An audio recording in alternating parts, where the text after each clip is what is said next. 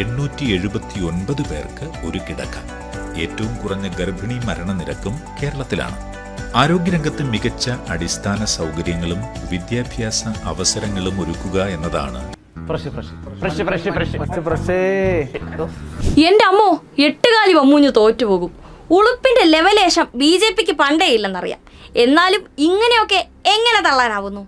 ആരോഗ്യരംഗത്ത് കേരളം കൈവരിച്ച നേട്ടങ്ങൾ മോദിയുടെ സംഭാവനയാണ് പോലും. അങ്ങനെയാണെങ്കിൽ എന്തേ മോദിയുടെ ഗുജറാത്തിന് കേരളത്തിന്റെ 7 അയലത്തെത്താൻ കഴിയുന്നില്ല? പച്ചക്കള്ളം ഒരു നാണവുമില്ലാതെ വിളിച്ചു പറയുന്ന ഇവർ എന്തൊരു അല്പന്മാരാണ്. കേരളം ഇന്നോളം ചാണകത്തിൽ ചവിട്ടിയിട്ടില്ല എന്നതാണ് ഈ സാമൂഹ്യ മുന്നേറ്റങ്ങളുടെ ആദ്യ കാരണം. പാശ്ചാത്യ വികസിത രാജ്യങ്ങളെക്കാൾ മികവോടുള്ള ആരോഗ്യ സൂചികയാണ് കേരളം സ്വന്തമാക്കിയത്. ജനപക്ഷത്തിൽ നിന്ന് ശാസ്ത്രീയവും വികേന്ദ്രീകൃതവുമായ ആരോഗ്യ സൂചികയൊരുക്കിയാണ് കേരളം മുന്നോട്ട് പോകുന്നത്. അതാണ് ലോകത്തിന് നാം സമ്മാനിച്ച ആരോഗ്യരംഗത്തെ കേരള മോഡൽ എന്ന പാഠം.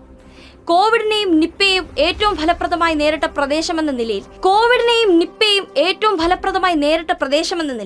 കേരളം ലോകത്തിന്റെ ശ്രദ്ധാകേന്ദ്രമായതും ഈ ബദലിന്റെ കരുത്തിലാണ്. ഇവിടെ നദികളിൽ മൃതദേഹങ്ങൾ ഒഴുകി നടന്നില്ല.